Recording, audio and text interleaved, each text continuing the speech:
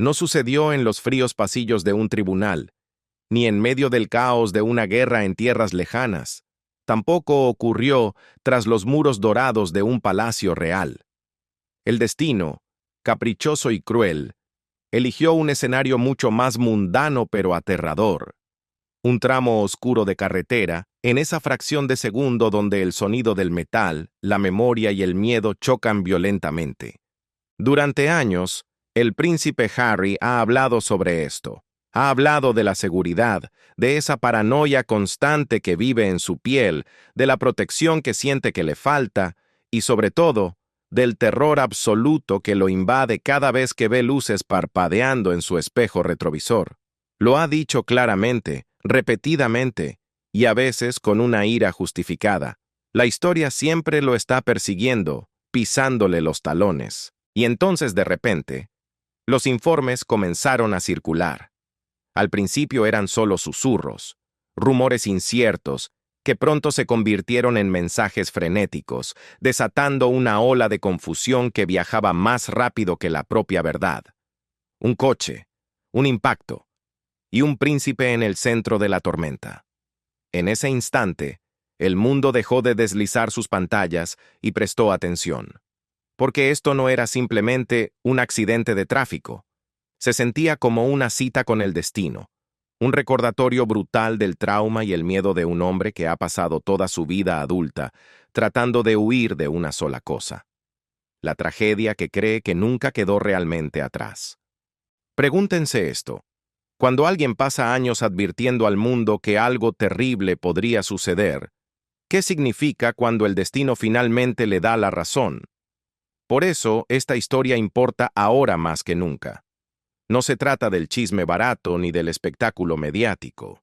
Se trata de ese momento crucial donde el pasado y el presente se cruzan, donde la verdad choca con la percepción. Al principio, los detalles eran frustrantemente escasos. Una mención breve por aquí, una elección cuidadosa de palabras por allá. No había imágenes claras, solo la información suficiente para encender la ansiedad colectiva, pero demasiado poca para calmarla. ¿Estaba herido el príncipe Harry? ¿Quién estaba con él? ¿Por qué la línea de tiempo de los eventos no encajaba? Y quizás la pregunta más inquietante de todas: ¿por qué esta historia se sentía tan dolorosamente familiar antes incluso de que pudiéramos entenderla?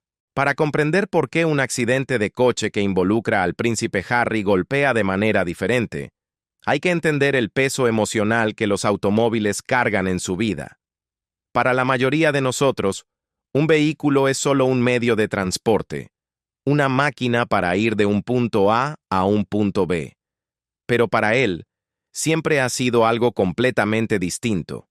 Un símbolo, un detonante, un recordatorio constante. Harry ha vivido su vida bajo la sombra del movimiento. Caravanas de seguridad, convoyes blindados, persecuciones a alta velocidad capturadas por lentes de cámaras que nunca parpadean. Incluso de niño, aprendió una lección dura.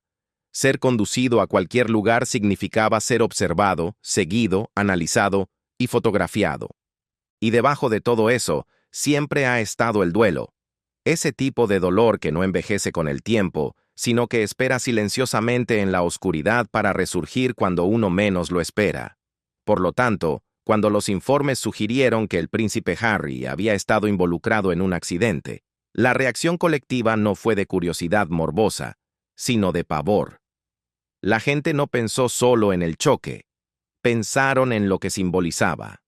Pensaron en cuántas veces Harry ha hablado públicamente sobre revivir sus viejas pesadillas, sobre el miedo a que la historia se repita, sobre su creencia de que las advertencias fueron ignoradas una vez y podrían ser ignoradas de nuevo. Aquí es donde la historia toma un giro aún más inquietante.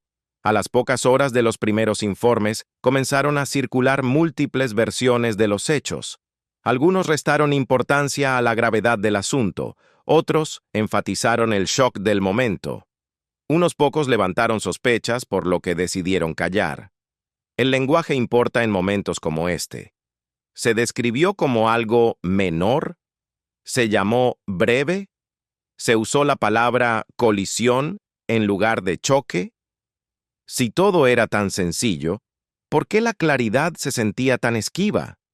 ¿Y por qué las personas cercanas a la situación parecían mucho más conmocionadas de lo que sugerían los comunicados oficiales? Aquí es donde se abre la brecha de la curiosidad, porque detrás de cada frase cuidadosamente redactada hay una decisión. Alguien está eligiendo qué debe sentir el público y qué no. Alguien está decidiendo cuánto miedo es aceptable mostrar y cuánto debe ser gestionado. Y la vida del príncipe Harry ha sido moldeada por esas decisiones ajenas demasiadas veces. El momento en que ocurrió todo esto también plantea preguntas difíciles. Este incidente no sucedió durante un capítulo tranquilo de su vida. Ocurrió en medio de batallas legales feroces, disputas sobre su seguridad, un escrutinio público implacable y una tensión creciente entre sus miedos privados y las expectativas del mundo. Harry ha sido muy vocal sobre sentirse desprotegido, sobre creer que los sistemas destinados a mantenerlo a salvo ya no le sirven, sobre sentirse expuesto de maneras que el público no logra comprender del todo. Así que cuando algo sale mal en la carretera, aunque sea brevemente, aunque no tenga resultados catastróficos, toca un nervio que corre mucho más profundo que el metal y el asfalto. Pregúntense de nuevo, ¿se sentiría igual esta historia si fuera cualquier otra persona? ¿O es más pesada porque es él? Es pesada por el pasado que carga sobre sus hombros, por las advertencias que ha dado, por el miedo que nunca ha ocultado. Y finalmente, está el silencio. Ese tipo de silencio que no calma, sino que amplifica el ruido mental. No hubo una respuesta emocional inmediata, ni una tranquilidad visible, ni un hilo narrativo claro. Solo hubo suficiente distancia para dejar que la imaginación se desbordara. Algunos se preguntaron si esto estaba siendo minimizado intencionalmente. Otros, con el corazón encogido, se preguntaron si el impacto real no fue físico en absoluto, sino profundamente psicológico, reabriendo heridas que nunca terminaron de cerrar. Porque para un hombre con la historia de Harry, sobrevivir no siempre es sinónimo de estar a salvo. A veces, el simple y brutal acto de sobrevivir es la parte más dolorosa de todas. Imaginen por un momento lo que significa ser sacado de un vehículo, con el corazón golpeando contra las costillas como un tambor frenético, los sentidos sobrecargados y los recuerdos invadiendo la mente más rápido que los pensamientos racionales. Imaginen escuchar el aullido de las sirenas y sentir que el tiempo se pliega sobre sí mismo, borrando décadas en un instante. Imaginen ser un hombre adulto, padre y esposo, pero ser transportado violentamente de regreso a ese niño que caminaba detrás de un ataúd, intentando procesar una pérdida que el mundo entero observaba. Esa es la capa profunda que pocos titulares se atreven a explorar. Y es esa capa invisible la que hace que esta historia sea desgarradora, independientemente de los hechos fríos y finales del incidente.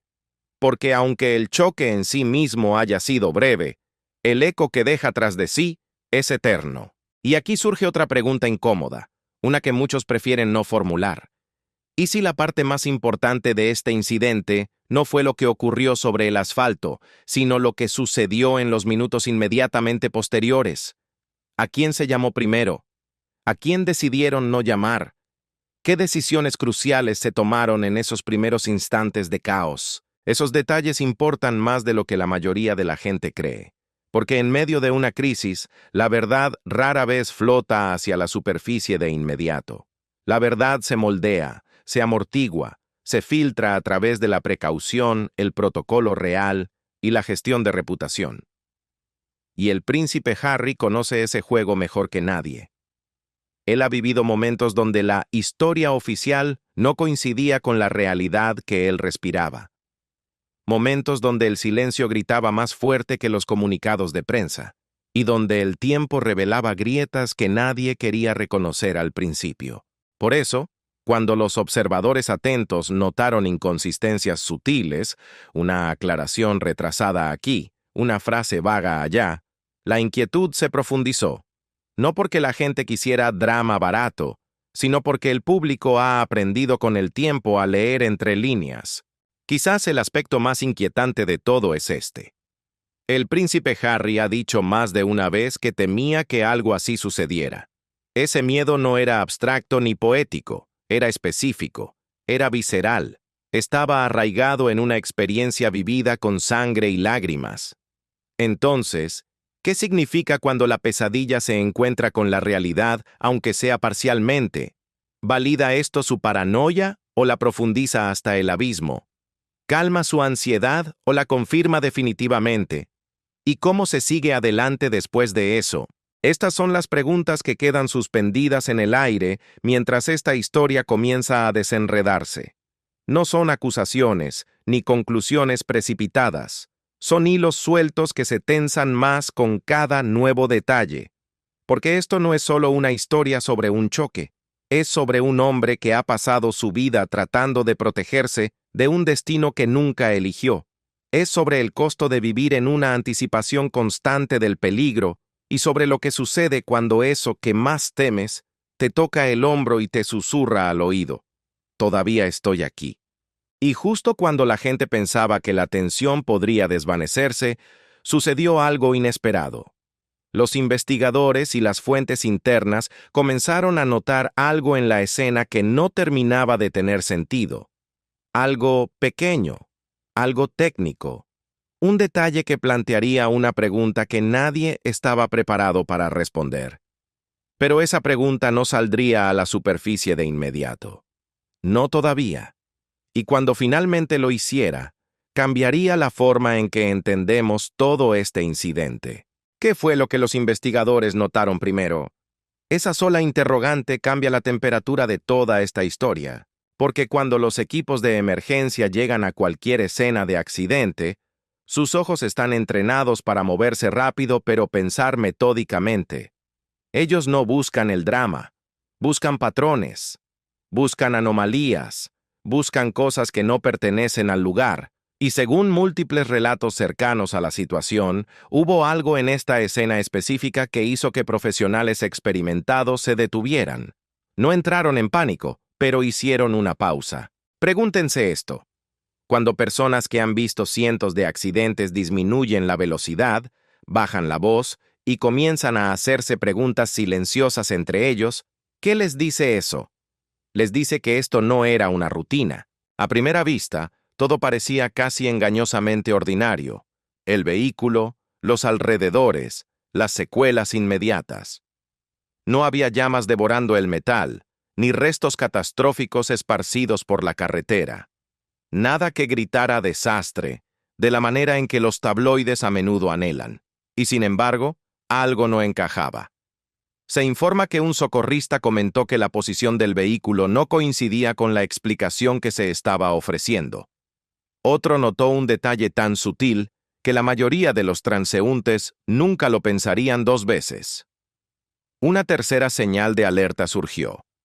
Algo que técnicamente no debería haber sucedido dada la descripción del impacto. Son cosas pequeñas, fáciles de descartar para el ojo inexperto, pero es en las cosas pequeñas donde a menudo se esconde la verdad. Aquí es donde las contradicciones comienzan a emerger como fantasmas en la niebla. Si la velocidad era mínima, ¿por qué la respuesta se sintió tan urgente? Si el daño era limitado, ¿por qué se elevó el protocolo de seguridad? Si todo estaba bien, ¿por qué la comunicación se cerró en lugar de abrirse? Repito, estas no son acusaciones, son preguntas. Y en el mundo de las investigaciones, las preguntas suelen ser más reveladoras que las respuestas. Ahora, piensen en la historia del príncipe Harry con las investigaciones. Él ha visto cómo las narrativas oficiales se endurecen rápidamente como el cemento. Él ha visto cómo las suposiciones tempranas se convierten en titulares permanentes e inamovibles. Él sabe, con dolorosa claridad, cuán fácilmente desaparecen los matices una vez que una historia se solidifica. Por eso, los minutos posteriores a este choque importan tanto. Importan desesperadamente porque esos breves instantes son los que determinan qué versión de los hechos se convertirá en la verdad oficial. Y aquí hay otra capa profunda que la gente suele pasar por alto en su prisa por juzgar.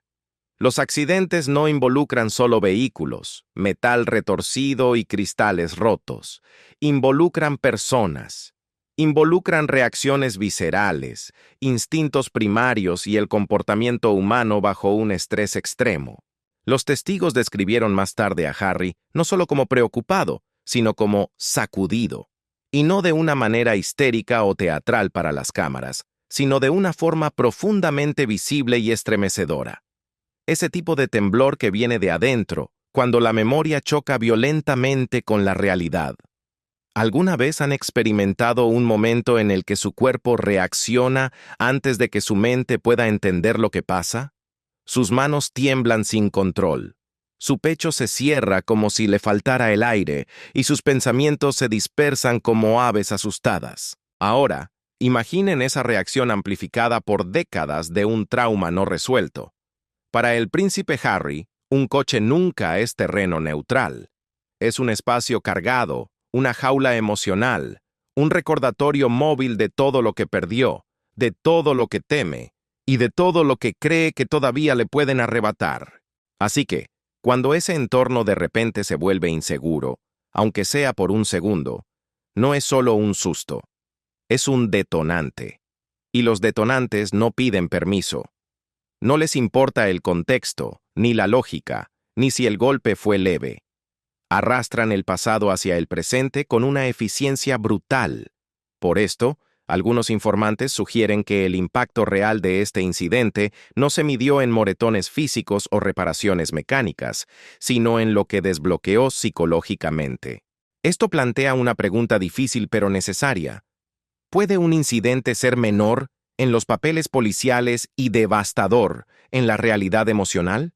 Absolutamente. Y ahí es donde la percepción pública y la experiencia privada comienzan a separarse.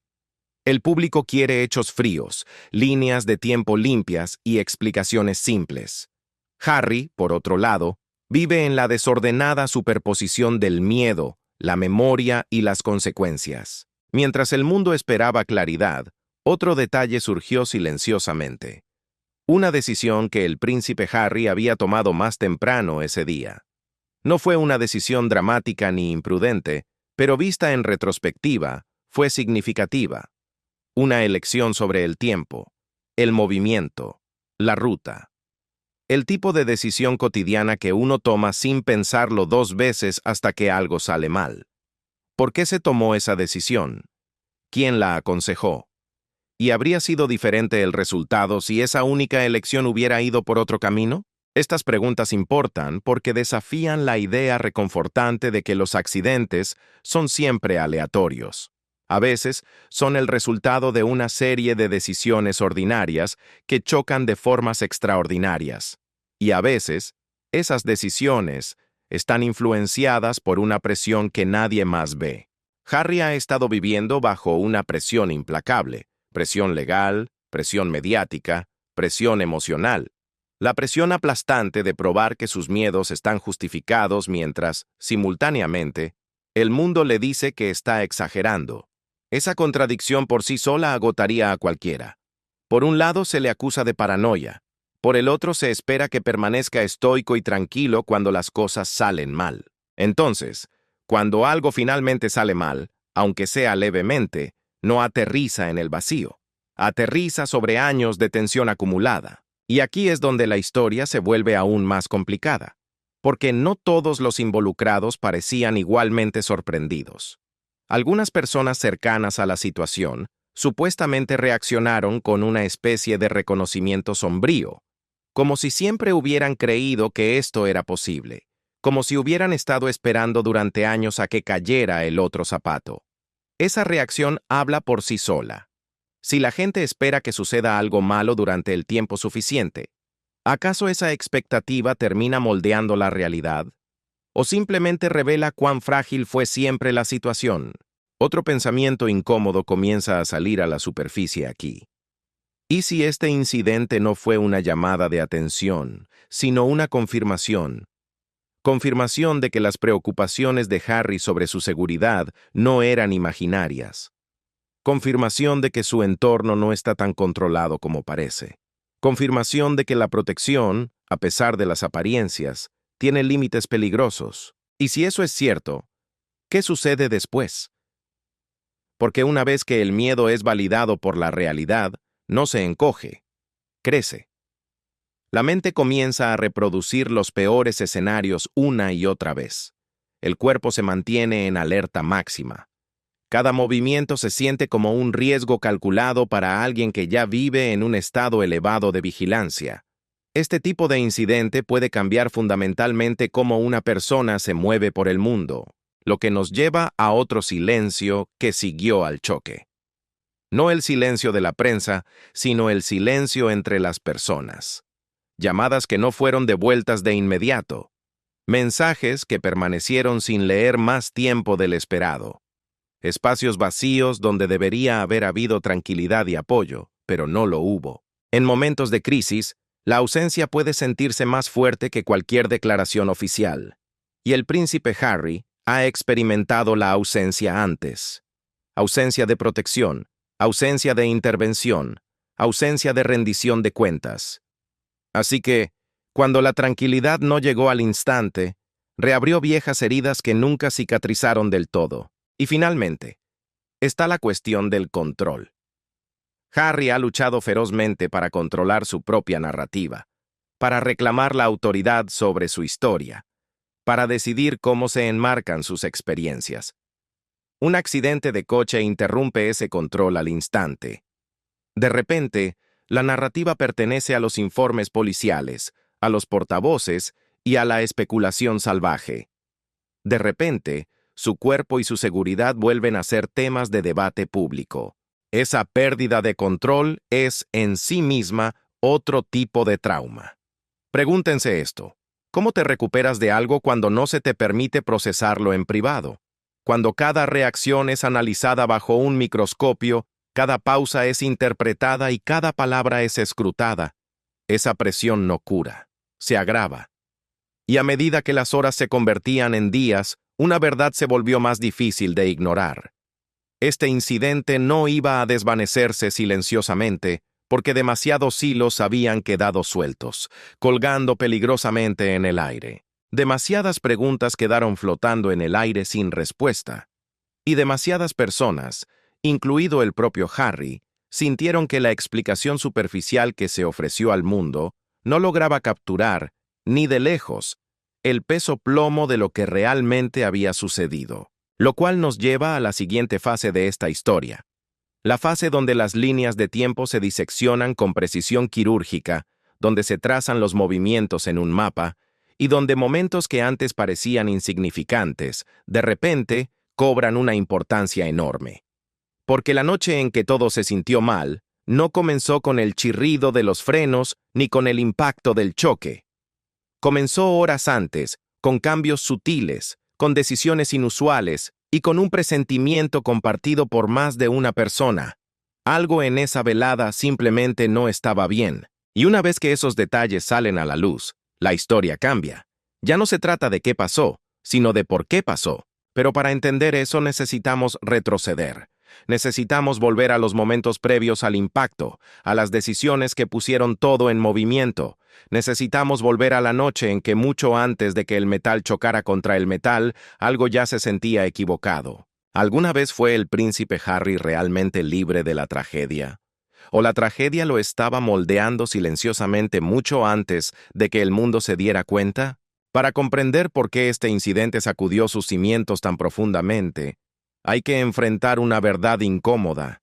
Esto no comenzó en una carretera oscura esa noche. Comenzó hace años, en momentos que nunca se cerraron por completo, que nunca sanaron, que nunca se quedaron en el pasado como la gente asume que el tiempo hace automáticamente. A menudo se ha descrito al príncipe Harry como el repuesto, el despreocupado, el rebelde, el que toma riesgos.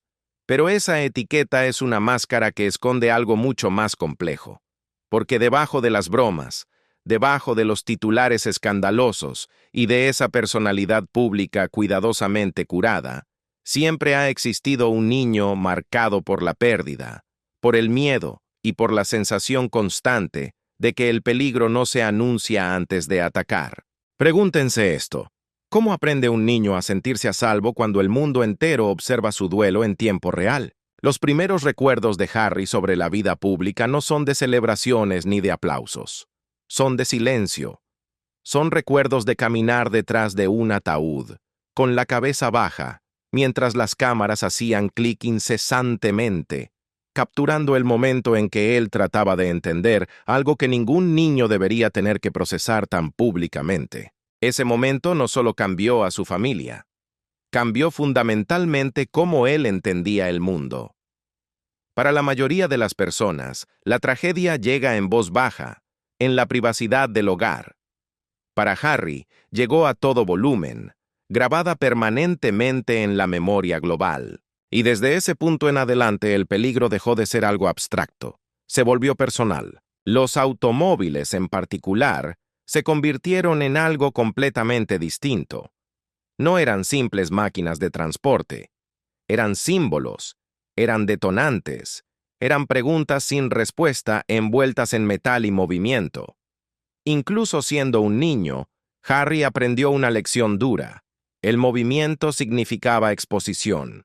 Viajar significaba riesgo. Ser conducido a cualquier lugar podía invitar al caos sin previo aviso. Y aunque el mundo finalmente siguió adelante, Harry no tuvo ese lujo. Él creció dentro de las secuelas. A medida que envejecía, las expectativas sobre él se volvían más pesadas. Sé resiliente, sé normal, sé agradecido, sé silencioso. Pero el duelo no funciona así. El duelo es paciente, espera, se adapta, resurge cuando las condiciones son las adecuadas. Y uno de los aspectos más ignorados de la vida de Harry es cuán temprano se vio obligado a compartimentar su miedo, no a procesarlo, no a resolverlo, sino simplemente a empujarlo hacia un rincón oscuro de su mente para poder sobrevivir. Esa estrategia funciona hasta que deja de hacerlo. Como adolescente, Harry se inclinó hacia la distracción. Las fiestas, el humor, lo que algunos llamarían imprudencia. Pero si miran más de cerca, verán que se parece a otra cosa, a un joven tratando de correr más rápido que su propia vulnerabilidad. Si siempre te mueves rápido, tal vez el miedo no pueda alcanzarte. Si te ríes lo suficiente, tal vez el dolor no tenga espacio para hablar. Pero el miedo no desaparece, solo cambia de forma. A medida que Harry entraba en la edad adulta, el contraste entre su imagen pública y su realidad privada se volvió más nítido. En la superficie, era el príncipe sonriente, el soldado, el que parecía más relajado que su hermano mayor. Pero detrás de escena, aquellos más cercanos a él han insinuado algo más oscuro. Hipervigilancia, desconfianza, una conciencia siempre presente de la amenaza. Y no era una amenaza imaginada, era una amenaza aprendida. El servicio militar de Harry intensificó esa conciencia. Las zonas de combate te enseñan una lección por encima de todas las demás. El peligro es impredecible, y la complacencia hace que la gente salga herida. Para Harry, esto reforzó lo que su infancia ya le había enseñado con sangre. La seguridad nunca está garantizada. Te preparas para lo peor, porque lo peor no pide permiso para entrar. Y cuando regresó a la vida civil, esa mentalidad de combate no se apagó. Lo siguió dentro de los coches, dentro de las multitudes, en cada aparición pública. Ha hablado abiertamente sobre la ansiedad, los ataques de pánico y la sensación visceral de que algo malo podría suceder en cualquier momento. Los críticos lo llaman paranoia, los partidarios lo llaman trauma. Pero aquí está la cuestión. El trauma no necesita un acuerdo universal para ser real, solo necesita ser vivido. Y para Harry, los coches siguieron siendo un punto recurrente de tensión. Incluso años después, ha descrito su incomodidad al ser conducido por ciudades, especialmente bajo el escrutinio intenso de los medios. ¿Por qué? Porque la velocidad, la persecución y la pérdida están enredadas juntas en su mente como un nudo apretado. Porque él sabe cuán rápido puede cambiar todo. Y porque aprendió, demasiado joven, que las consecuencias pueden ser irreversibles. Con el paso de los años, Harry intentó diferentes formas de sobrellevarlo. Terapia, defensa de causas nobles, hablar públicamente sobre la salud mental. Buscaba una salida, una forma de romper el ciclo. Cada paso que dio fue un intento desesperado de tomar el control de una narrativa que, durante demasiado tiempo, lo había controlado a él. Pero la curación, como bien sabemos, no es una línea recta dibujada en un mapa. Hay años buenos. Hay tramos de silencio y paz. Y luego, hay momentos que rasgan todo de nuevo, abriendo las costuras del alma. Momentos como un accidente de coche, incluso uno menor. Especialmente uno menor. Porque menor no significa que carezca de significado. De hecho, a veces son los casi accidentes los que más duelen. Son los que te susurran al oído en la oscuridad. Podría haber sido peor. Y ese susurro puede ser más ensordecedor que cualquier grito. La decisión de Harry de alejarse de la vida real fue, en muchos sentidos, un intento de reescribir las reglas del juego. Quería reducir su exposición, proteger a su familia, construir esa sensación de seguridad que nunca tuvo realmente. Pero al alejarse, no eliminó el peligro, simplemente cambió su forma. En lugar de la protección de los muros del palacio, se encontró con batallas legales. En lugar de entornos controlados, se enfrentó a las calles públicas impredecibles. En lugar de silencio, hubo escrutinio desde todos los ángulos posibles. Y a través de todo esto, Harry siguió advirtiendo. Repetía una y otra vez que algo no se sentía bien, que los sistemas destinados a protegerlo no eran fiables, que las amenazas estaban siendo subestimadas, que las lecciones del pasado estaban siendo ignoradas con arrogancia. La gente se cansó de escucharlo, hasta que ocurrió este incidente. Y de repente, esas advertencias se sintieron incómodamente relevantes, porque cuando alguien pasa años diciendo, esto es peligroso, y luego el peligro aparece en su puerta, la conversación cambia radicalmente. Ya no se trata de si el miedo estaba justificado. Se trata de si fue ignorado deliberadamente. Por eso, el primer capítulo de esta historia importa tanto. Porque el príncipe Harry no es solo un hombre que experimentó un accidente. Es alguien cuya vida entera ha sido moldeada por la comprensión de que los accidentes no siempre salen de la nada. A menudo están precedidos por señales que la gente elige no ver, por sistemas estirados hasta el límite, por suposiciones perezosas de que todo estará bien, por la creencia ingenua de que la historia no se repetirá. Y sin embargo, la historia tiene una forma cruel de volver en círculos, no siempre con la misma cara, pero sí con ecos inquietantemente familiares. Lo cual nos lleva de vuelta a esa noche, porque cuando Harry subió a ese vehículo, no lo hizo como un pasajero despreocupado. Lo hizo como alguien que carga con décadas de memoria, miedo y un escepticismo ganado a pulso. Cada giro del volante, cada semáforo en rojo, cada momento de movimiento, para él, esas no son experiencias neutrales. Están cargadas de significado. Y cuando algo salió mal, aunque fuera brevemente, no solo disparó las alarmas del momento, disparó las alarmas de toda una vida. Por eso su reacción importaba tanto. Por eso los informantes notaron la profundidad de su respuesta. Por eso esta historia se niega a quedarse pequeña. Porque esto no se trataba solo de lo que sucedió en la carretera. Se trataba de lo que la carretera siempre ha representado en la vida del príncipe Harry. Y como veremos ahora, la noche del choque no comenzó con el impacto.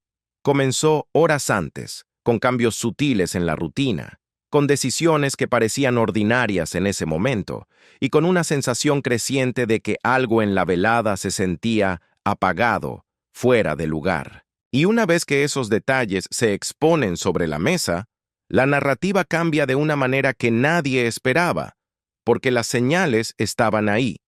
La pregunta es si alguien las reconoció a tiempo. ¿Se sintió mal la noche antes de que algo saliera realmente mal? Esa es la pregunta a la que las personas más cercanas a la situación siguen volviendo. Porque mucho antes del sonido de metal contra metal, mucho antes de que los faros se congelaran y el aliento se detuviera en las gargantas, había un estado de ánimo. un cambio, una sensación sutil de que el ritmo de la noche estaba fuera de compás. ¿Conocen esa sensación? Nada está obviamente roto. Nada es claramente peligroso. Pero algo dentro de ti susurra. Ve más despacio. Así es como comenzó esta noche. La agenda del príncipe Harry ese día no era dramática sobre el papel. Reuniones, movimientos, transiciones de un espacio controlado a otro. El tipo de rutina que se supone que debe sentirse manejable, predecible, segura. Y, sin embargo, esos patrones familiares no se mantuvieron del todo. Hubo pequeños cambios, ajustes menores, el tipo de cosas que la gente apenas recuerda más tarde, a menos que algo los obligue a mirar hacia atrás con lupa. Una salida retrasada ligeramente más de lo planeado. Una ruta alterada, no drásticamente, pero lo suficiente para importar. Un arreglo de seguridad que parecía suficiente hasta que la retrospectiva lo hizo sentir delgado y frágil. Pregúntense esto. ¿Cuántos desastres comienzan con decisiones ordinarias? La mayoría de la gente imagina la catástrofe como algo ruidoso y obvio, con sirenas sonando y advertencias ignoradas. Pero en la realidad, a menudo llega silenciosamente, disfrazada de conveniencia. Esta noche no fue diferente. Los que rodeaban a Harry notaron que estaba más callado de lo habitual. No retraído exactamente, sino concentrado, alerta de una manera que sugería que su mente estaba en otra parte. Las personas que lo conocen bien dicen que así es como se ve cuando sus instintos están activos. No en pánico, no paranoico, simplemente vigilante, como un soldado en territorio hostil. Y eso es importante porque Harry ha aprendido a confiar en esa alarma interna. Ha tenido razón antes, incluso cuando otros lo descartaron. Entonces, ¿por qué no lo detuvo esta vez? Parte de la respuesta reside en el agotamiento. Vivir en un estado constante de vigilancia te desgasta el alma, como el agua erosiona la piedra. Cuando cada decisión se siente como un cálculo de vida o muerte, eventualmente anhelas la normalidad. Te dices a ti mismo que está bien. Te mientes un poco para poder respirar. Te dices que no puedes vivir con miedo para siempre, que mereces una noche tranquila, que mereces confiar en que el mundo, por una vez, no intentará hacerte daño. El propio Harry lo ha dicho. Existe una línea muy fina, casi invisible, entre la conciencia y la prisión, entre estar protegido y estar paralizado. Esa noche, él eligió el movimiento, eligió vivir, pero el movimiento, por su propia naturaleza, siempre conlleva riesgos. Una fuente describió la velada como comprimida. Demasiadas cosas sucediendo en una ventana de tiempo demasiado estrecha. Había muy poco margen para el error. Eso no significa que fuera una noche imprudente, sino una noche presionada. Y la presión tiene una forma curiosa de alterar el juicio humano. Cuando tienes prisa, cuando el reloj te empuja, aceptas compromisos que normalmente cuestionarías. Asumes que las cosas saldrán bien porque, por lo general, salen bien. Hasta que un día, simplemente, no lo hacen. Otro detalle destaca cuando intentamos reconstruir la línea de tiempo, la comunicación, o más específicamente, los vacíos en ella. Mensajes que fueron reconocidos más tarde de lo esperado, confirmaciones que llegaron peligrosamente cerca de la hora de salida, en lugar de llegar con mucha antelación. No estamos hablando de fallos dramáticos ni de negligencias criminales. Estamos hablando de fricciones. Son ese tipo de pequeñas grietas que crean incertidumbre sin llegar a disparar las alarmas de incendio. Pero la incertidumbre importa cuando la seguridad está en juego, especialmente para un hombre que ha construido toda su vida adulta alrededor de un solo objetivo: minimizar lo impredecible. Luego está el entorno, la hora del día, las condiciones del tráfico, el delicado equilibrio entre la visibilidad y la congestión de la ciudad. Nada extremo, nada que por sí solo hubiera llegado a los titulares de los periódicos, pero sí suficientes variables como para requerir una precisión absoluta. Y la precisión depende de la coordinación. Y la coordinación, a su vez, depende de la claridad. Aquí es donde la historia se vuelve más incómoda, porque esa noche, la claridad no fue absoluta. Algunas decisiones se tomaron rápido, sobre la marcha. Otras se aplazaron para más tarde. Unas pocas se dejaron a la discreción del momento, de maneras que luego invitarían a un escrutinio feroz. ¿Quién tomó esas decisiones? ¿Quién las aprobó? ¿Y quién asumió que alguien más se estaba encargando de ello? En las operaciones complejas, la responsabilidad puede volverse borrosa, como la niebla. Todos creen que el sistema está funcionando, hasta que el sistema revela brutalmente dónde no lo está. Y aquí surge la contradicción que sigue saliendo a la superficie una y otra vez. Al príncipe Harry a menudo se le retrata como alguien excesivamente cauteloso, incluso exigente y difícil cuando se trata de su seguridad. Y sin embargo, en esta noche específica, permitió una secuencia de eventos que en retrospectiva lo dejó expuesto. ¿Por qué? Porque la precaución no es inmunidad. Incluso las personas más vigilantes, los soldados más entrenados, tienen momentos en los que la confianza anula al miedo. Momentos en los que la fatiga suaviza los bordes afilados de la alerta. Momentos en los que te dices a ti mismo, solo por esta vez, todo estará bien. Esos momentos son profundamente humanos, pero pueden ser terriblemente costosos. Los testigos describieron más tarde a Harry entrando en el vehículo con un cambio visible en su comportamiento. No era miedo, era concentración, como si se estuviera preparando mentalmente, tensando los músculos, incluso sin saber por qué. ¿Alguna vez han sentido eso? Esa opresión repentina en el pecho cuando no sabes lo que estás anticipando, pero sabes con certeza que estás anticipando algo. Ese sentimiento no viene de la nada. Viene del reconocimiento de patrones que tu mente ha visto 1000 veces, pero que tu voz aún no puede articular. A medida que el vehículo se movía, la ciudad se desplegaba como suelen hacerlo las ciudades. Luces, movimiento, el caos ordinario de la vida urbana. Nada lo suficientemente notable como para alarmar a un transeúnte cualquiera. Pero para alguien dentro del coche, alguien sintonizado con la frecuencia del riesgo, cada detalle importa.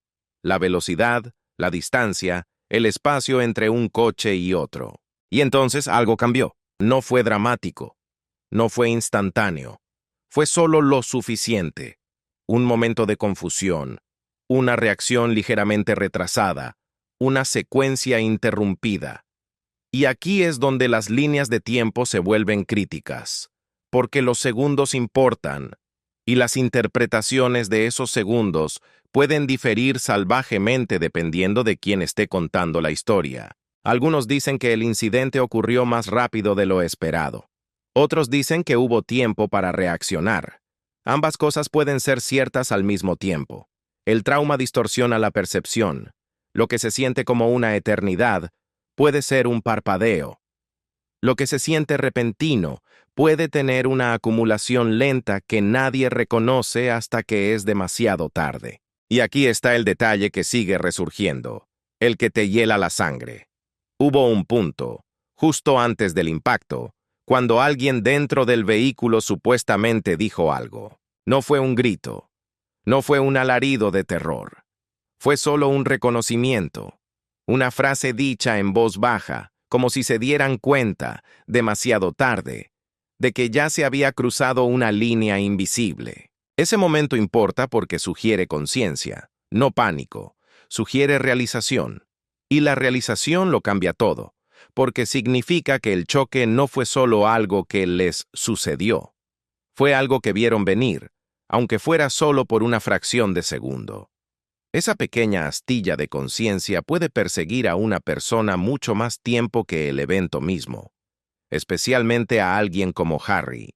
Después del impacto, las secuelas inmediatas se desdibujaron en movimiento. Puertas abriéndose, voces superponiéndose, el mundo exterior apresurándose a entrar. Pero los informantes dicen que la primera reacción de Harry no fue la ira, fue la quietud. Ese tipo de quietud aterradora que llega cuando tu mente corre más rápido de lo que tu cuerpo puede seguir. Y en esa quietud, los recuerdos tienen espacio para salir a la superficie. recuerdos que no respetan el contexto, recuerdos que traen el pasado al presente sin previo aviso, golpeando como una ola. Aquí es donde el peso emocional de la noche realmente se asienta. Porque mientras otros evaluaban los daños materiales y la logística, Harry estaba luchando con algo mucho menos visible: la confirmación. Confirmación de que ninguna cantidad de planificación puede eliminar el riesgo. Confirmación de que sus miedos no son imaginarios. Confirmación de que la seguridad es frágil como el cristal. Y una vez que esa confirmación llega, no se puede deshacer. Lo cual nos lleva a la pregunta más difícil de todas. Si esta noche se sentía equivocada antes incluso del choque, ¿por qué no se detuvo todo? ¿Por qué nadie pisó el freno literal y metafóricamente? La respuesta es dolorosamente humana. Porque detenerse significa admitir la vulnerabilidad. Detenerse significa reconocer que los sistemas de protección vigentes podrían no ser suficientes. Y para alguien a quien se le ha dicho repetidamente, hasta el cansancio, que sus preocupaciones son excesivas, que su miedo es paranoia, detenerse puede sentirse como una rendición. Así que avanzó. Siguió adelante y la noche se desarrolló exactamente como el destino había trazado. Ahora, con la crueldad de la retrospectiva, cada detalle se siente más pesado. Cada decisión se siente cargada de plomo. Cada pausa se siente como una advertencia luminosa que debería haber sido escuchada. Pero la retrospectiva es un juez severo. Asigna significado después del hecho, cuando ya es demasiado tarde para cambiar el curso de la historia. Lo que importa ahora es lo que sucede después. Porque la noche en que todo se sintió mal no terminó con el choque. Ese impacto solo desencadenó una reacción en cadena, una que expondría inconsistencias, forzaría explicaciones incómodas y arrojaría luz sobre partes de esta historia que nunca debieron ser examinadas tan de cerca. A medida que los investigadores comenzaron a reconstruir la línea de tiempo, empezaron a hacer preguntas que iban mucho más allá de la velocidad o las condiciones del asfalto. Preguntas sobre la responsabilidad, sobre la preparación, sobre si esta noche era verdaderamente inevitable. Y una vez que esas preguntas se formulan, no se quedan contenidas en una habitación. Exigen respuestas. ¿Cambió el mundo en un solo segundo o se fracturó en cámara lenta? Para los que estaban dentro del vehículo, el tiempo dejó de comportarse con normalidad. Impacto es una palabra extraña. Suena breve, limpia, final. Pero en la realidad, el impacto se estira. Se expande como una mancha de tinta. Separa los segundos y hace que cada uno sea lo suficientemente pesado como para ser recordado para siempre. Según los relatos cercanos a la escena, el momento anterior a la colisión no fue ruidoso. Fue silencioso. No el tipo de silencio pacífico, sino ese silencio denso y eléctrico que llega cuando el cerebro detecta el peligro antes de que el cuerpo pueda reaccionar. Un endurecimiento muscular, una pausa, media respiración contenida solo una fracción de segundo demasiado larga. Y luego, el contacto. No fue explosivo como en las películas, no fue cinematográfico. Fue inconfundible. Ese tipo de sacudida que hace vibrar algo más que el metal del coche. El tipo de golpe que te dice instantáneamente que algo ha salido mal, incluso si todavía no entiendes qué tan grave es. Dentro del vehículo todo cambió. Los objetos se movieron hacia donde no debían. El equilibrio se perdió y luego fue reclamado violentamente por la gravedad. Los músculos se tensaron instintivamente, preparándose contra fuerzas que no habían anticipado segundos antes. ¿Alguna vez han notado cómo reacciona el cuerpo antes de que el pensamiento lo alcance? Las manos se cierran, la mandíbula se bloquea, el corazón se dispara. Y para el príncipe Harry, esa oleada de adrenalina trajo consigo algo extra, algo pesado: la memoria. Porque el impacto no existe en aislamiento. Se conecta, como un cable invisible, a cada sensación similar que la mente ha almacenado alguna vez. Y la mente de Harry guarda recuerdos que la mayoría de la gente nunca experimentará. Mientras otros registraban el shock del momento, se informa que Harry se quedó quieto. No congelado por la indecisión, no en pánico, simplemente quieto. Esa quietud a menudo se malinterpreta.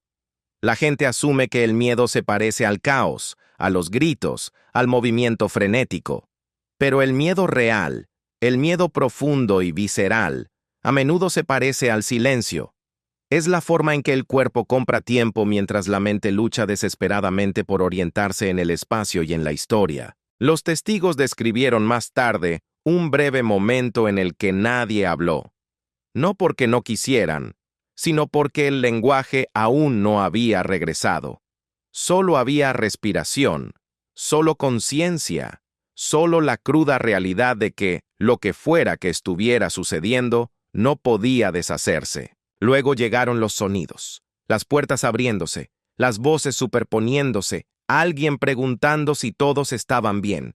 Y aquí es donde las percepciones comienzan a divergir. Algunos recuerdan urgencia, otros recuerdan confusión. Unos pocos recuerdan una extraña calma sobre todo, como si el mundo estuviera tratando de fingir que esto era rutina. Pero la rutina no se siente así. La rutina no deja a la gente mirándose las manos, comprobando temblores que no notaron hasta que dejaron de moverse. La rutina no hace que alguien escanee sus alrededores, no en busca de daños en el coche, sino en busca de amenazas externas. La reacción reportada del príncipe Harry no se trataba del coche, se trataba del entorno. ¿Dónde estamos? ¿Quién nos rodea? ¿Qué pasa ahora? Esa secuencia de pensamientos importa porque revela su prioridad. En ese momento, la seguridad no se trataba de abolladuras o escombros. Se trataba de exposición, visibilidad y control. Y aquí es donde otro detalle complica silenciosamente la narrativa. El choque no atrajo un caos inmediato del mundo exterior. No hubo una multitud instantánea, ni un frenesí mediático inmediato, ni cámaras disparando flashes en tiempo real. En cambio, hubo una breve ventana donde la escena existió en una extraña burbuja, y las burbujas incomodan a la gente porque en su interior la verdad puede cambiar antes de que nadie se dé cuenta. Los servicios de emergencia llegaron rápidamente, pero no teatralmente. No hubo sensación de espectáculo, solo profesionales haciendo lo que mejor saben hacer: evaluar, asegurar, estabilizar. Sin embargo, incluso entre ellos algo destacó. No trataron esto como un choque menor de rutina. El protocolo se elevó. No dramáticamente, pero sí notablemente. Y eso plantea preguntas. Si el daño era mínimo, ¿por qué la respuesta intensificada? Si el riesgo era bajo, ¿por qué la precaución extrema? Si todo estaba bajo control, ¿por qué se sentía esa tensión en el aire? De nuevo, estas no son acusaciones, son observaciones que se acumulan. Un socorrista supuestamente revisó a Harry 2 veces en rápida sucesión. No porque pareciera herido físicamente, sino porque su comportamiento, esa quietud, esa mirada de alerta, sugería que algo mucho más profundo estaba sucediendo dentro de él. El shock no siempre se anuncia con heridas visibles o sangre. A veces, y quizás en sus formas más peligrosas, se esconde detrás de una máscara de compostura impecable. Y el príncipe Harry ha aprendido, a través de años de dolorosa práctica, cómo parecer tranquilo bajo una presión aplastante. Lo ha hecho en los balcones del palacio, en funerales televisados al mundo entero y frente a multitudes que exigían reacciones emocionales que él no estaba listo para dar. Así que cuando él dice, «estoy bien», la gente tiende a creerle. Pero aquellos entrenados para leer el lenguaje corporal, aquellos que ven lo que no se dice, saben la verdad. Saben que alguien que sigue escaneando el perímetro, que permanece inusualmente callado, que parece más enfocado en su entorno que en su propio cuerpo, no está simplemente bien, está procesando. Y procesar el trauma en tiempo real puede ser peligroso si se interrumpe. Lo cual nos lleva a las primeras interacciones oficiales. Se hicieron preguntas, se registraron detalles, se anotaron las horas. Pero aquí es donde la historia comienza a fracturarse, como un espejo roto. Diferentes relatos describen los mismos momentos de maneras sutilmente distintas, y esas diferencias lo son todo. Un relato dice que Harry estaba completamente alerta y comunicativo. Otro dice que respondió brevemente y luego volvió a caer en un silencio sepulcral. Un tercero sugiere que hizo una pregunta que nadie esperaba. No preguntó sobre el choque en sí. No preguntó sobre los daños del vehículo. Ni siquiera preguntó sobre posibles lesiones. Preguntó sobre la seguridad. Ese detalle importa desesperadamente porque nos dice dónde estaba su mente en ese instante. No estaba buscando culpas, ni evaluando daños materiales. Estaba enfocado en la protección, en si el sistema que lo rodeaba había funcionado o había fallado. Y si había fallado, ¿cómo? En este punto, la escena del accidente deja de ser un evento físico y se transforma en una investigación. Y las investigaciones son los lugares donde nacen las narrativas. Lo que se escribe primero a menudo da forma a todo lo que sigue. Horas, ángulos, descripciones. Cada dato suena objetivo sobre el papel, pero cada uno se filtra a través de una perspectiva humana. Y la perspectiva importa enormemente cuando el sujeto es alguien tan polarizante como el príncipe Harry. Algunos quieren verlo frágil, algunos quieren verlo dramático, algunos quieren verlo imprudente. Muy pocos están dispuestos a aceptar la complejidad. Pero la complejidad es exactamente lo que este momento exige, porque el impacto no es solo físico, es simbólico. Para Harry, esto no fue solo una colisión de metal. Fue una confirmación brutal de que el miedo que ha cargado durante décadas no es teórico. Fue la confirmación de que el control es siempre parcial, de que la seguridad es condicional, y esa comprensión golpea mucho más fuerte que cualquier sacudida física. Después de la evaluación inicial, la atención se desplazó a la logística. ¿A dónde ir ahora? ¿A quién notificar? ¿Cómo moverse sin atraer más atención? Aquí es donde la tensión escaló silenciosamente. Porque moverse después de un choque es una operación delicada. Requiere coordinación y decisiones claras. Requiere confianza en que todos los involucrados entienden lo que está en juego. Y la confianza es algo frágil, especialmente cuando alguien ya se siente desprotegido. Según aquellos familiarizados con la situación, hubo un breve desacuerdo sobre los siguientes pasos. No fue una pelea a gritos, no fue pública, pero estuvo presente en el aire. Se sopesaron opciones, se calcularon riesgos, y en ese momento se informa que Harry dudó. Esa vacilación es crucial, porque la vacilación sugiere duda. ¿Duda sobre qué? Sobre el plan, sobre la gente, sobre el entorno. No tenemos respuestas definitivas, pero sí sabemos esto. Esa vacilación no salió de la nada. Vino de toda una vida aprendiendo que las cosas pueden salir mal muy rápido, y que una vez que lo hacen, las consecuencias se extienden mucho más allá del momento. Eventualmente, el movimiento se reanudó, la escena se despejó, la burbuja se rompió, y el mundo exterior comenzó a cerrarse de nuevo sobre ellos. Los teléfonos zumbaron, los mensajes salieron disparados, y la maquinaria de la información comenzó a rechinar y ponerse en marcha. Pero para cuando el público supo algo, los momentos más importantes ya habían pasado. El impacto había sucedido, las reacciones se habían desplegado, las decisiones iniciales se habían tomado, y esas decisiones darían forma a la historia de ahí en adelante. Aquí está la parte inquietante. Se supone que los accidentes son finales. Este fue un comienzo. Porque la verdadera colisión no fue entre dos vehículos. Fue entre la narrativa y la realidad. Fue entre lo que sucedió en esa carretera oscura y cómo se describiría en los periódicos. Fue entre la experiencia vivida por Harry y la versión aséptica que el mundo recibiría. Y una vez que esos dos caminos se separan, la tensión se vuelve inevitable. Mientras se preparaban las primeras declaraciones, los involucrados se enfrentaron a un dilema familiar en el mundo de la realeza y la fama. ¿Cuánta verdad es demasiada verdad? ¿Cuánto detalle invita al pánico? ¿Cuánto silencio invita a la sospecha? No existe una respuesta perfecta, pero cada elección tiene consecuencias. Y las elecciones hechas en las horas posteriores a este impacto Pronto plantearían más preguntas de las que respondían. Preguntas que se negaban a permanecer en silencio. Preguntas sobre lo que se vio, lo que se registró y, lo más importante, lo que se dejó fuera. Preguntas que llevarían a los observadores a decir algo inquietante, que la primera historia no encajaba del todo, que los detalles no se alineaban limpiamente, que algo en la explicación se sentía ajustado. Y cuando esa percepción se arraiga, lo cambia todo. Porque una vez que la gente cree que no está recibiendo la imagen completa, la confianza se erosiona rápido.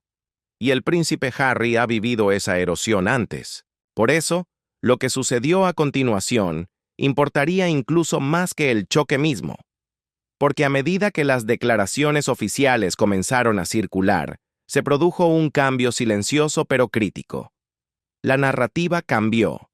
No dramáticamente, pero lo suficiente. Y ese cambio se convertiría en el foco de un escrutinio intenso. ¿Por qué cambió la historia antes de que tuviera tiempo de asentarse? Esa es la pregunta que la gente comenzó a hacerse casi de inmediato, incluso si todavía no podían articular por qué. Porque en momentos como este, la primera versión de los hechos importa. Se convierte en la base, en el cimiento. Todo lo que sigue, o lo refuerza, o lo remodela silenciosamente. Y en este caso, la remodelación comenzó rápido, demasiado rápido. Las primeras declaraciones oficiales fueron breves, cuidadosas, casi quirúrgicas en su frialdad.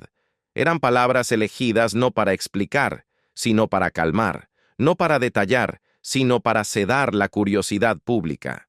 Un incidente, una colisión menor, sin heridos graves. En la superficie, eso suena responsable. Suena a profesionalismo. Pero escuchen con atención. Presten oído no a lo que se dice, sino a lo que falta. No había línea de tiempo. No había contexto. No había ningún reconocimiento del impacto emocional. Y lo más notable de todo, no había consistencia. Porque a medida que comenzaron a gotear declaraciones adicionales, empezaron a aparecer cambios sutiles. No lo suficiente como para desencadenar la indignación inmediata, pero sí lo suficiente para crear fricción. Una versión enfatizaba el daño mínimo al vehículo. Otra hacía referencia a chequeos de precaución. Una aclaración posterior ajustó una frase que ya se había repetido 1000 veces en las noticias. Pregúntense esto. Si no sucedió nada significativo, ¿por qué la necesidad de ajustar el lenguaje una y otra vez? En la gestión de crisis, los cambios de guión suelen servir a un solo amo: el control. Y no me refiero al control en un sentido siniestro de conspiración, sino al control como contención. Se trata de limitar la especulación, prevenir que la historia escale, gestionar la óptica. Es como construir una presa para detener un río. Pero aquí está la contradicción fatal. La contención solo funciona cuando la audiencia confía en el contenedor. Y la relación del príncipe Harry con las narrativas públicas ha sido tensa durante mucho tiempo, por decirlo menos. Él ha hablado abiertamente sobre momentos en los que la historia oficial no coincidía con su experiencia vivida. Momentos en los que los titulares aplanaban realidades complejas y dolorosas en resúmenes ordenados y convenientes. Así que, cuando la gente notó que el lenguaje cambiaba, la inquietud se profundizó. No porque esperaran un drama de Hollywood, sino porque reconocieron un patrón dolorosamente familiar. El patrón funciona así. Sucede algo. Una declaración inicial lo minimiza. Aparecen aclaraciones posteriores, y lentamente, como el cemento que se seca, la historia se solidifica alrededor de la versión más aceptable para el público. Para cuando surgen los detalles reales, la atención del mundo ya se ha movido a otra cosa. Pero esta vez, la atención no se movió.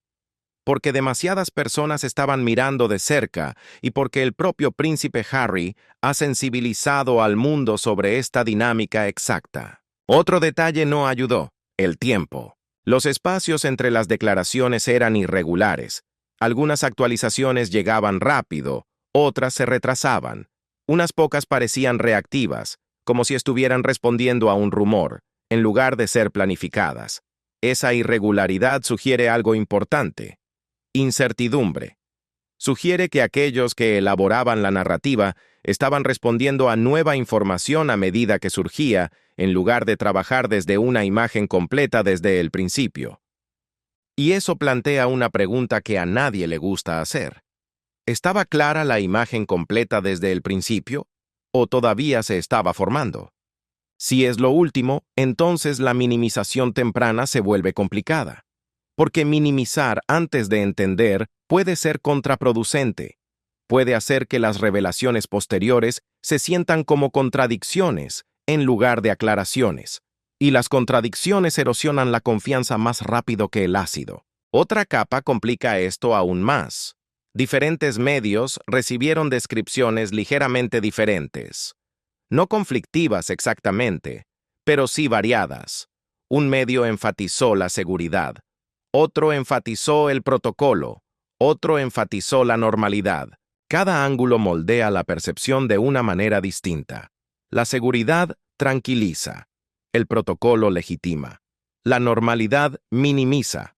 Juntos, forman una narrativa que dice, no hay nada que ver aquí. Pero cuando combinas eso con la respuesta elevada de los equipos de emergencia y la tensión interna que se filtraba, el mensaje se siente incompleto.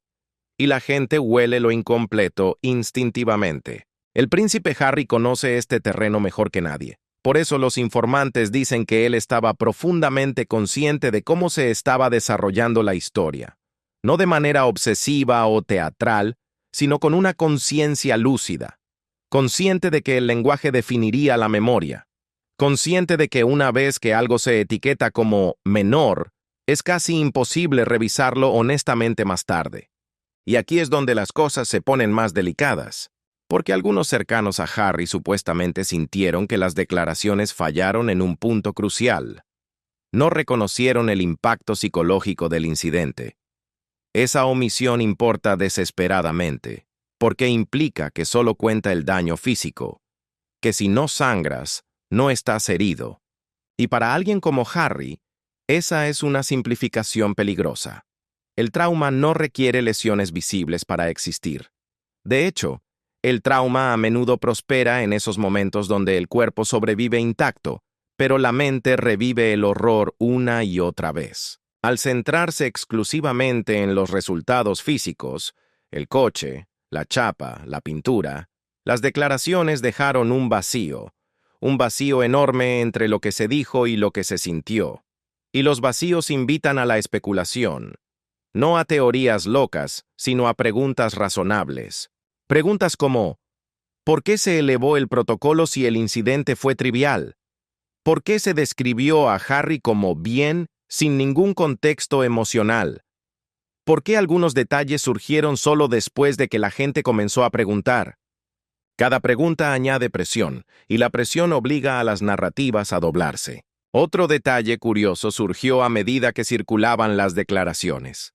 La redacción en torno a la ubicación y el movimiento fue inusualmente vaga. No incorrecta, simplemente no específica. Esa es una táctica común cuando la claridad podría invitar a un escrutinio no deseado. Porque una vez que se nombran los detalles específicos, se pueden examinar. Las rutas se pueden mapear en un GPS. Los tiempos se pueden cronometrar. Y la verdad se vuelve vulnerable a la verificación. Se reconstruyeron las líneas de tiempo. Se cuestionaron las decisiones. Y aunque la vaguedad compra tiempo, el precio que se paga es la sospecha. Y aquí es donde los observadores en línea, los analistas y los periodistas comenzaron a hacer lo que siempre hacen: comparar notas como detectives hambrientos, alinear citas, subrayar inconsistencias con tinta roja y preguntar si las diferencias eran accidentes inocentes o intenciones calculadas. Algunos argumentaron que estos cambios eran normales, que la información temprana es a menudo incompleta como un rompecabezas a medio armar, y que los ajustes no implican necesariamente un engaño, y eso es verdad. Pero aquí está el contrapunto cruel. Cuando los ajustes reducen consistentemente la gravedad de los hechos, la gente se da cuenta. Porque en las narrativas oficiales, la gravedad rara vez aumenta a menos que sea inevitable. Más a menudo, las historias se suavizan primero, se liman los bordes afilados, y solo se endurecen más tarde si se ven forzados a hacerlo. Ese patrón está profundamente arraigado en la gestión moderna de los medios. Y el príncipe Harry, irónicamente, ha pasado años criticando exactamente eso. Esto lo coloca ahora en una posición extraña y solitaria. Él es, al mismo tiempo, el sujeto de la narrativa y alguien profundamente escéptico de cómo se construyen esas narrativas. Así que, cuando supuestamente se dio cuenta de cómo el lenguaje estaba evolucionando para proteger la imagen, no sintió ira. Sintió reconocimiento de que este proceso se estaba desarrollando a su alrededor una vez más. Y ese reconocimiento trae consigo una frustración que quema la garganta. Porque, ¿cómo hablas sin escalar el conflicto? ¿Cómo corriges el error sin contradecir a los tuyos? ¿Cómo insistes en los matices grises dentro de un sistema que prospera en el blanco y negro simplista?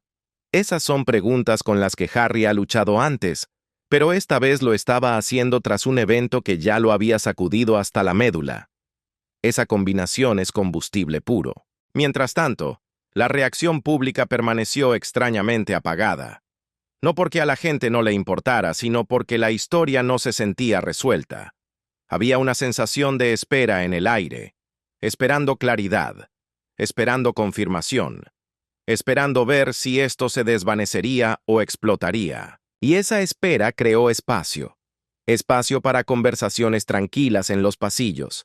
Espacio para que los informantes compararan impresiones. Espacio para que los detalles se filtraran orgánicamente en lugar de oficialmente.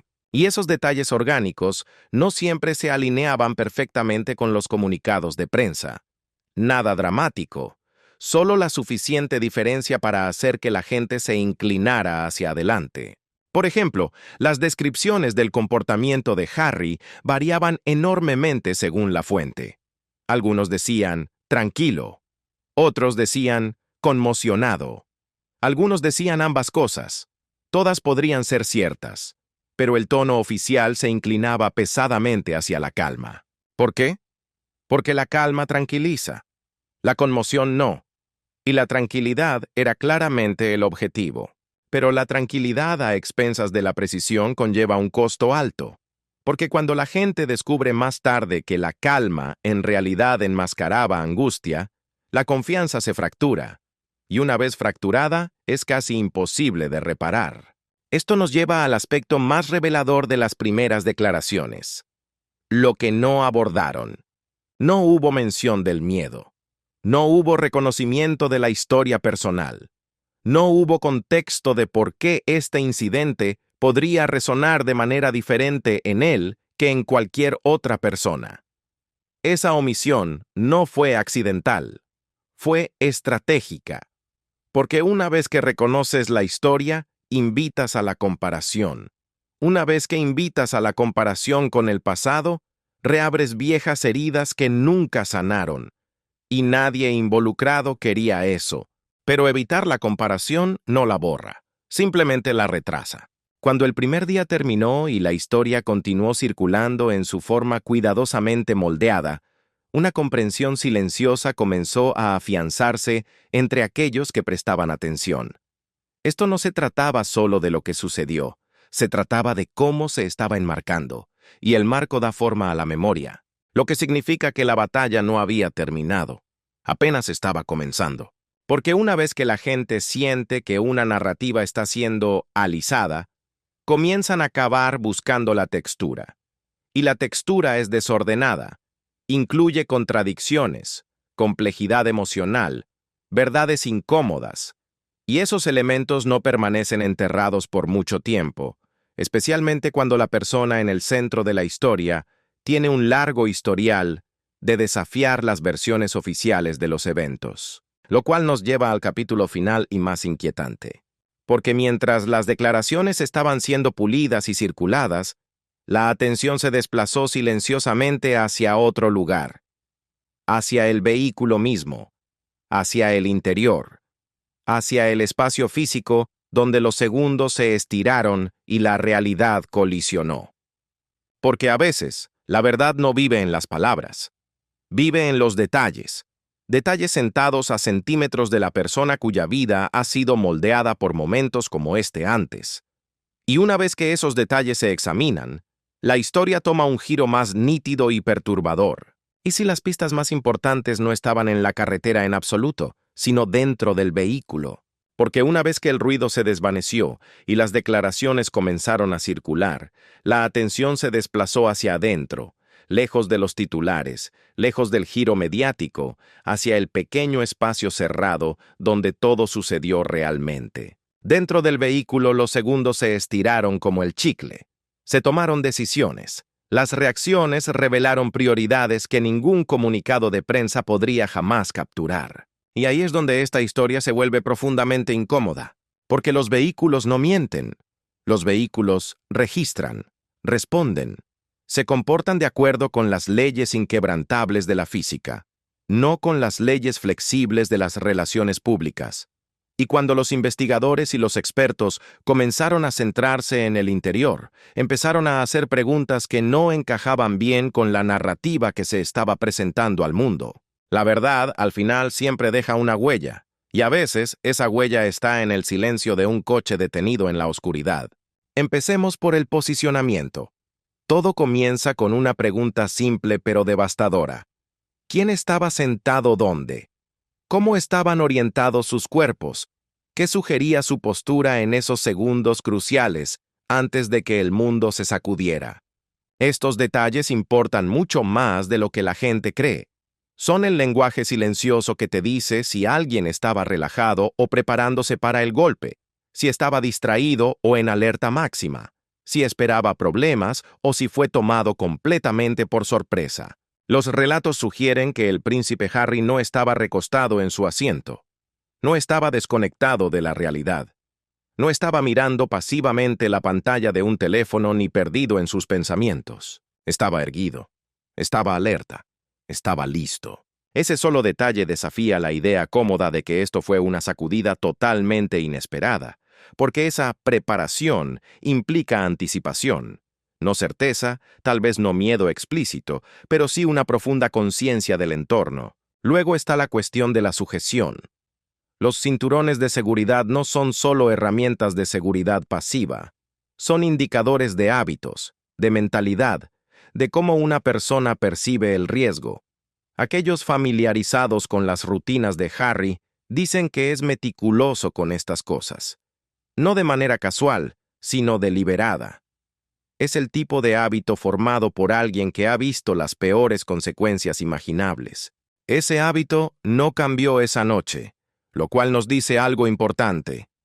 Él no abandonó la precaución. Él confiaba en el entorno.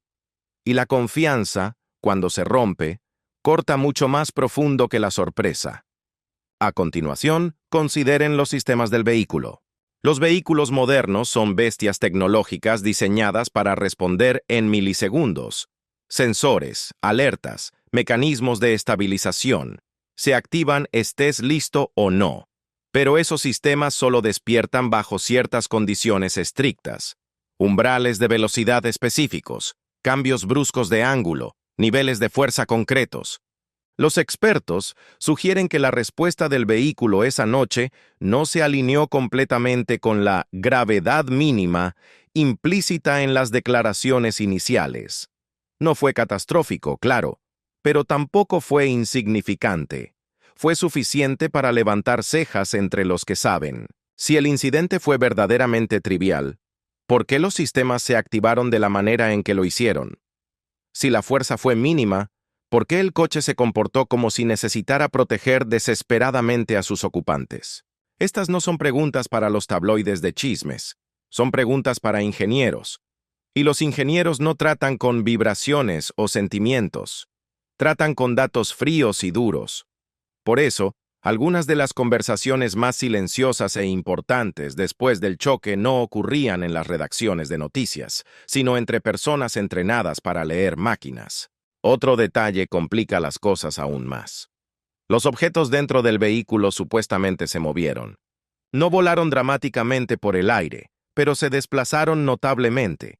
Eso sugiere más fuerza de la que palabras suaves como menor suelen implicar. porque en incidentes verdaderamente insignificantes, los interiores permanecen prácticamente sin cambios.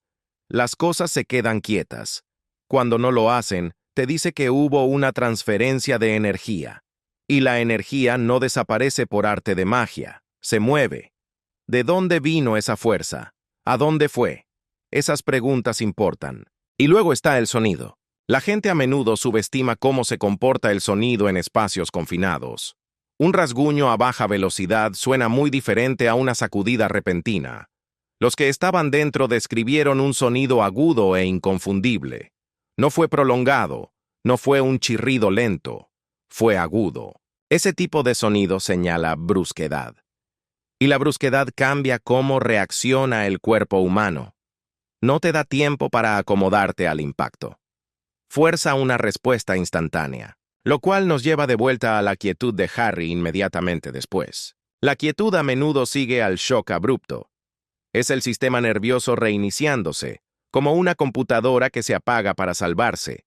Y cuando ese reinicio ocurre dentro de un vehículo, rodeado de recordatorios de traumas pasados, la carga emocional se multiplica exponencialmente. Otro factor que a menudo se pasa por alto es la iluminación.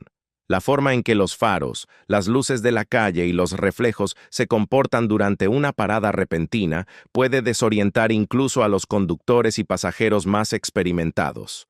Esa desorientación puede persistir. La gente reporta sentirse inestable no porque estén heridos físicamente, sino porque sus sentidos fueron abrumados brevemente. Para alguien que ya está hiperconsciente de su entorno, esa sobrecarga sensorial puede desencadenar reacciones en cascada en su mente. Ahora consideren la temperatura. Las respuestas de estrés agudo pueden causar escalofríos repentinos o golpes de calor, sudoración fría, temblores, falta de aliento. Esos signos no aparecen en los resúmenes oficiales de la policía, pero aparecen en la experiencia vivida. Y aquellos que observaron a Harry de cerca después del incidente notaron cambios consistentes con una respuesta de estrés agudo, no dramatizada, no exagerada, simplemente humana, lo cual plantea otra pregunta inquietante. ¿Por qué hubo tanto énfasis en minimizar la experiencia interior? ¿Por qué centrarse tan pesadamente en el daño externo, el parachoques, la pintura, mientras se pasaba por alto lo que sucedía dentro? La respuesta probablemente reside en la gestión de la percepción, porque la experiencia interior es subjetiva. Es más difícil de cuantificar, más difícil de descartar y mucho más difícil de controlar. Una vez que reconoces que el interior del vehículo se convirtió en un punto de ignición psicológica, la historia cambia de tono. Se vuelve menos sobre la mecánica del accidente y más sobre el impacto mental. Y ahí es donde las cosas se ponen desordenadas. Porque el impacto mental abre puertas que nadie quiere cruzar. Puertas etiquetadas como trauma. Puertas etiquetadas como historia. Puertas etiquetadas como responsabilidad. Desde un punto de vista narrativo, es mucho mejor mantener las cosas técnicas y breves. Pero la realidad rara vez coopera con los deseos de las relaciones públicas. Y hay un último aspecto del interior que merece atención: el silencio. No el silencio después del choque, sino el silencio antes de él. El silencio dentro de los vehículos a menudo señala enfoque, anticipación y a veces una tensión espesa. Las personas que estuvieron presentes describieron más tarde un momento tranquilo justo antes del impacto. No fue un silencio incómodo, fue intencional, como si la conversación se hubiera detenido naturalmente, como si el aire mismo estuviera conteniendo la respiración, esperando lo que estaba por venir.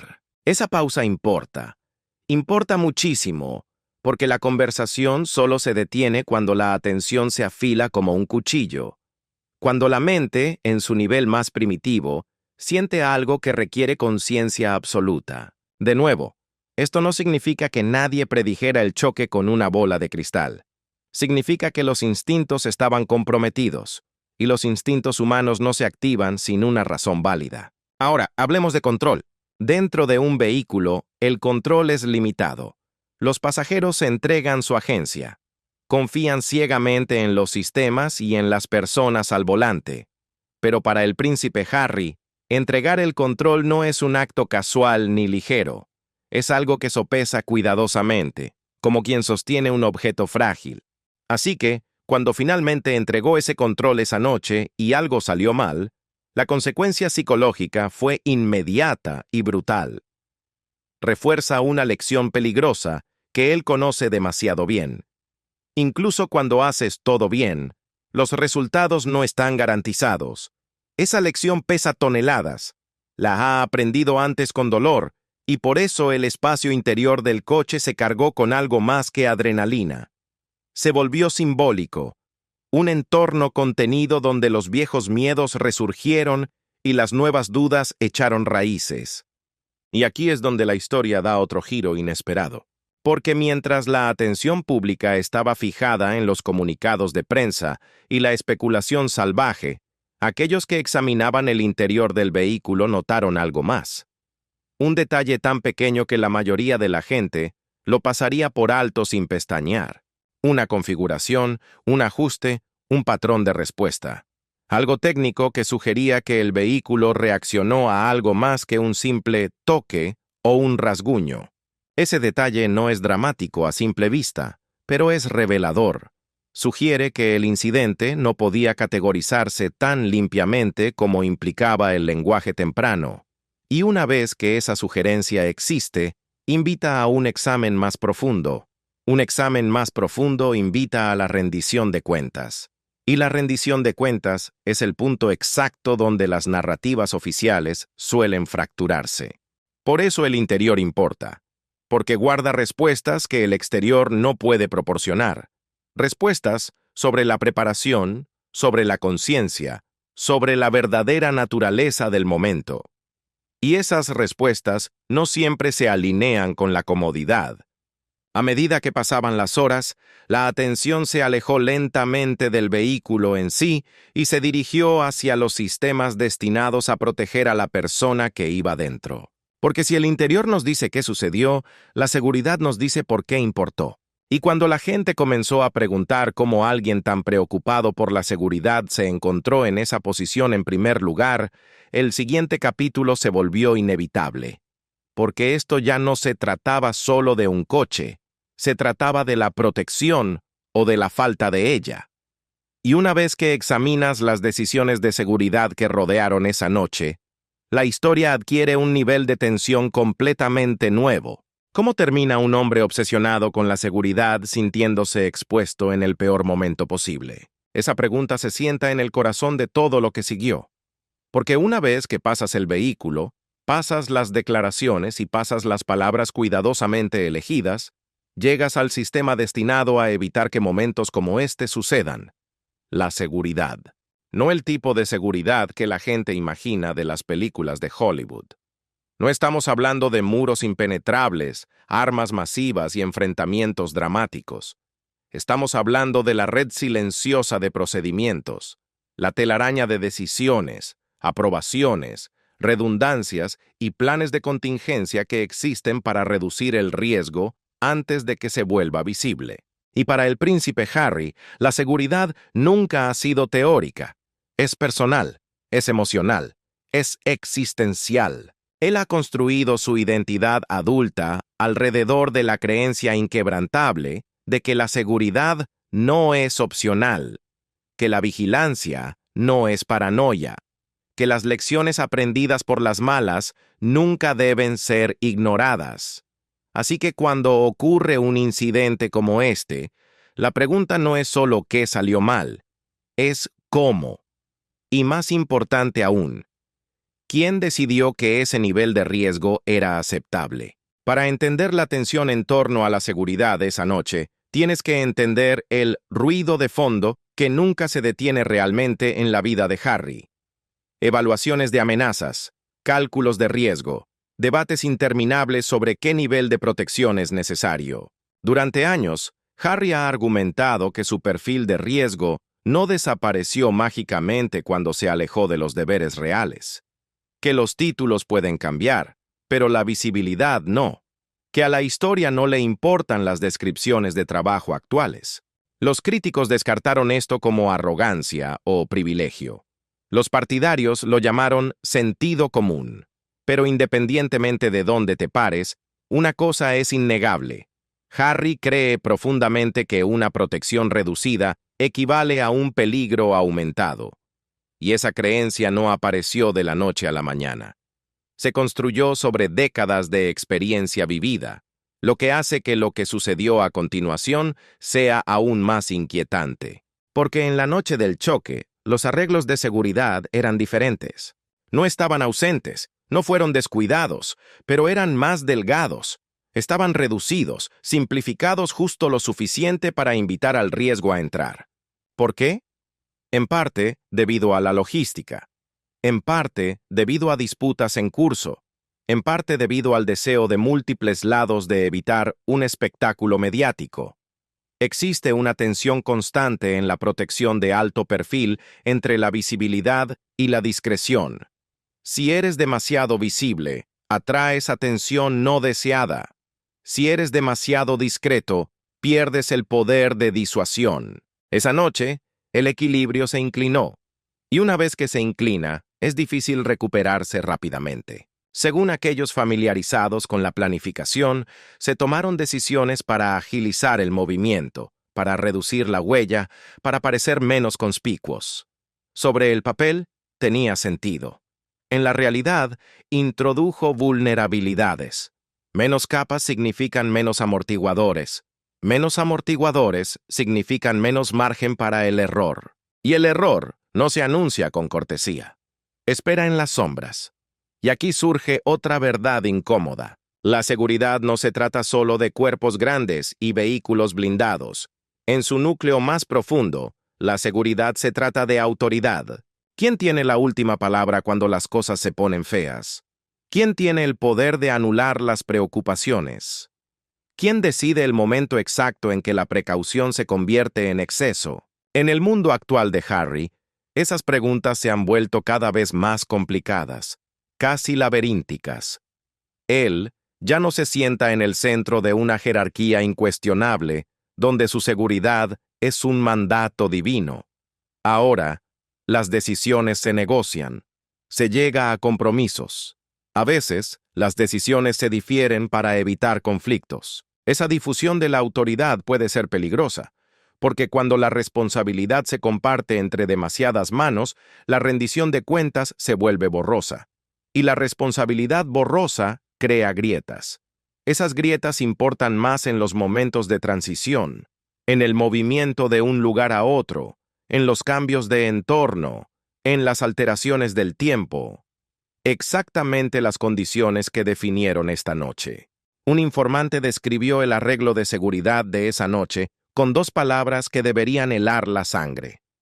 Adecuado, pero ajustado. Esa frase por sí sola debería hacernos sentir incómodos. Adecuado no es robusto. Ajustado no perdona errores. Lo adecuado asume que nada saldrá mal. Lo ajustado no deja espacio para maniobrar cuando algo inevitablemente sale mal. Y sin embargo, eso fue lo que se consideró aceptable esa noche.